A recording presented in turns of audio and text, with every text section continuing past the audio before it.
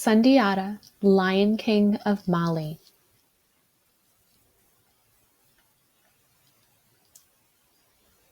Sundiata, Story and Pictures by Dave Wisniewski.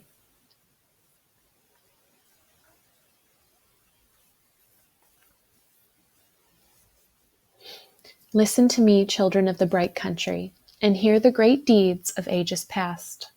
The words I speak are those of my father and his father before him, pure and full of truth, for we are griots. Centuries of law and learning reside within our minds. Thus we serve kings with wisdom, with the wisdom of history, bringing to life the lessons of the past so that the future may flourish. Listen then to the story of Sundiata, the Lion King, who overcame all things to walk with greatness.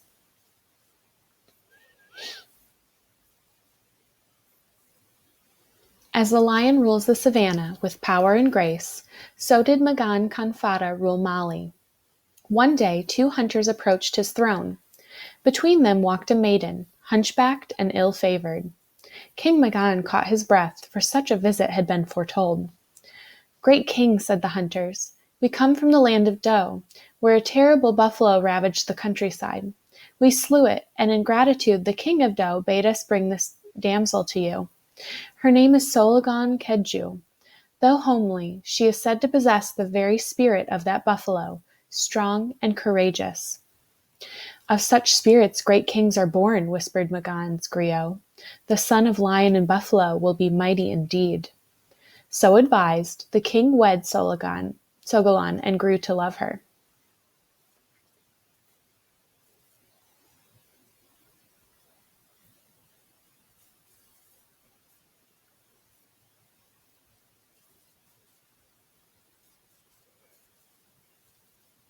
The next year, Sogolon gave birth to a boy. All rejoiced except Sasuma Berete, the first wife of the king. "Magan already has my fine son as his heir," she muttered bitterly.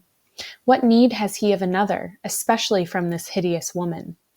But the new prince, Sundiata, though blessed by the spirits of buffalo and lion, proved unable to speak or walk. At this, Sasuma Berete rejoiced.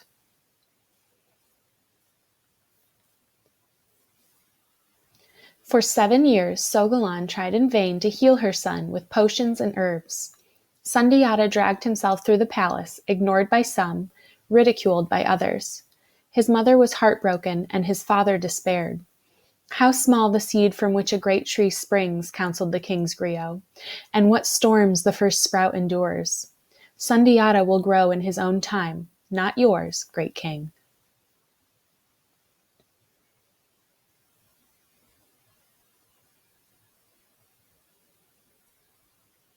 The next day, Magan ordered his son brought before him. "My time grows short, Sundiata," he said, "so now I must present the gift that each king gives his heir." A young man stepped forward. "This is Bala Faseke," the king continued. "As his father has been my griot, so will he be yours. From him you will learn the history of your ancestors and the laws of this life. May your destiny be fulfilled, my son." Sundiata sat up slowly, motioned Bala Faseke to his side, and spoke his first words. "Bala, you are my griot." Magan's doubts disappeared, and he prepared Sundiata to rule.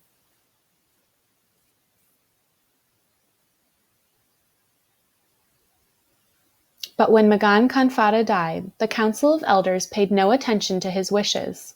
Instead, they allowed the son of Sasuma Berete to ascend the throne. Filled with pride, Sasuma lost no time in taunting Sundiata's mother. "It would seem that a walking boy is better than a crawling lion."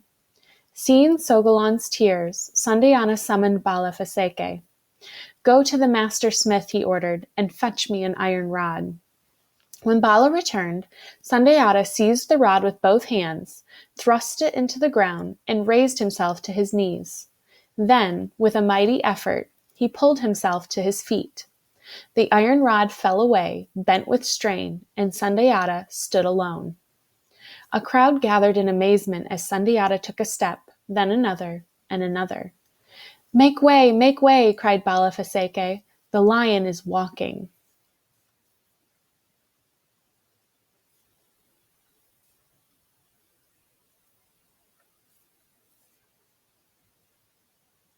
When Susuma Barete heard of Sundiata's new strength, she feared he would challenge her son for the throne. Late one night, she called the 9 great witches of Mali to her bedside. "You must use your powers to kill Sundiata," she commanded. "Our magic is useless without his anger," said the witches. "Go to his mother's garden and pick her spices," hissed Susuma. "That will surely make him angry enough." But when Sundiata found the witches in his mother's garden, he greeted them courteously and helped them gather the spices. "Alas, Queen," the witches reported, "our magic cannot hurt a heart full of kindness. You can do nothing against him."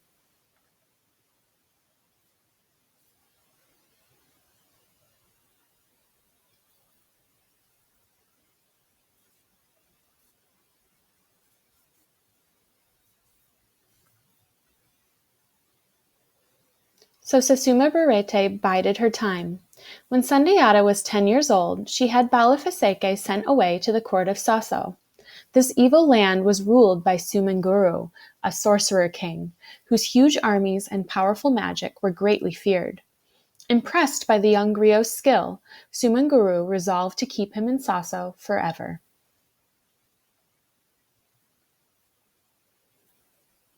Sundiata was angered and saddened by the loss of his friend, and Sogolan's wise words brought new pain. "We must leave Mali," she said, "before our kin fall victim to the queen's hatred. When you are a man, you will return and set all things right." Sundiata reluctantly agreed. That evening, Sogolan and her children left all that they knew and loved.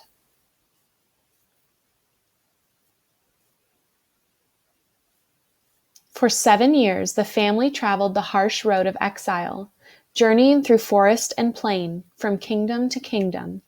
Rulers fearful of the queen's displeasure denied them shelter, and some gates were closed against them. Yet Sundiata grew in mind and spirit, even as his body grew in stature and strength. In all these trials, Sundiata never forgot Balafaseke. At every court and caravan, he heard of the growing power of Sumanguru and of the unhappy lands under his control. The family ended their travels in the city of Mema. Weary and ill, Sogolan rested by the banks of the Niger. Sundiata found favor with the kings of Mema, who took him on campaigns against the mountain tribes that troubled his kingdom. Observing Sundiata's courage and leadership, he decided to make the young prince his heir. He taught Sundiata the ways of war and government, and looked upon him as a son.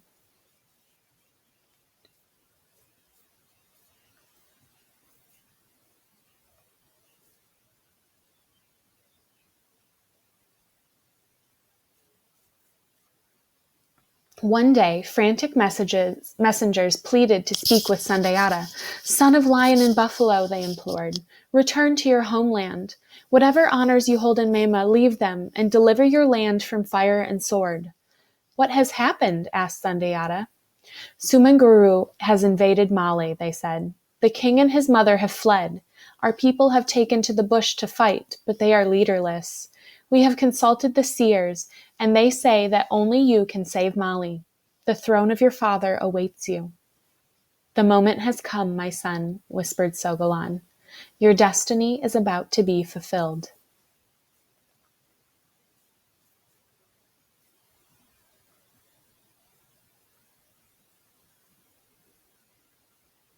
Sundiata lost no time. The king of Mema gave him half his army, rank upon rank of armored horsemen carrying great iron spears. Riding at the head of this column, Sundiata stopped at every kingdom that had aided him during his long exile and gathered more troops. Soon a mighty host covered the savannah, and the thunder of hooves could be heard many miles away. The two armies clashed on the plain of Karina. All day the battle raged. Astride his gray charger, Sundiata galloped through the fray, searching for Sumanguru.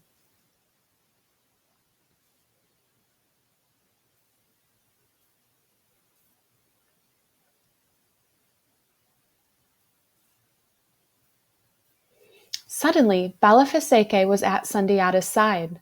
The two friends embraced. I escaped from the palace and followed Sumanguru's army, hoping to find you, said Bala. For these 7 years I have pretended allegiance to the sorcerer, and I have managed to discover his weakness.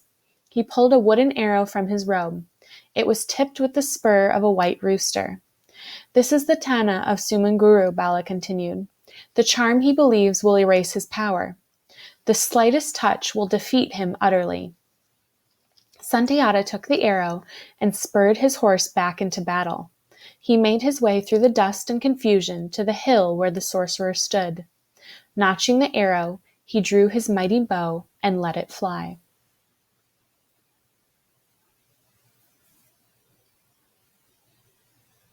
The arrow flew straight and true, cutting through Sumanguru's cape and grazing his shoulder. At the sight of the Tama, the sorcerer let out a harsh cry and galloped from the field.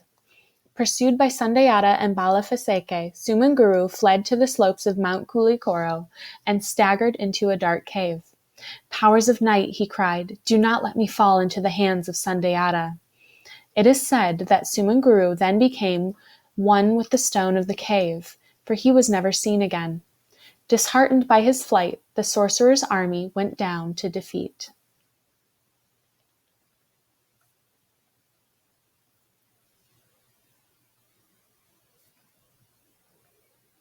Sundiata returned in glory to Mali. Crowds lined the road and the entire journey shouting his praise. The 12 kings who had aided him in exile and in battle waited at his throne. As Sundiata sat, they drove their spears into the ground before him, swearing allegiance forever. Sundiata spoke softly, and Balafaseke conveyed his words to the multitude. Hatred drove me from this land, he said, because of what I seemed to be, a crawling child, unworthy of respect and unfit to rule. Mali has suffered great hardship as a result. Now I return as your king. Henceforth, none shall interfere with another's destiny. You, your children, and your children's children shall find their appointed place within this land forever.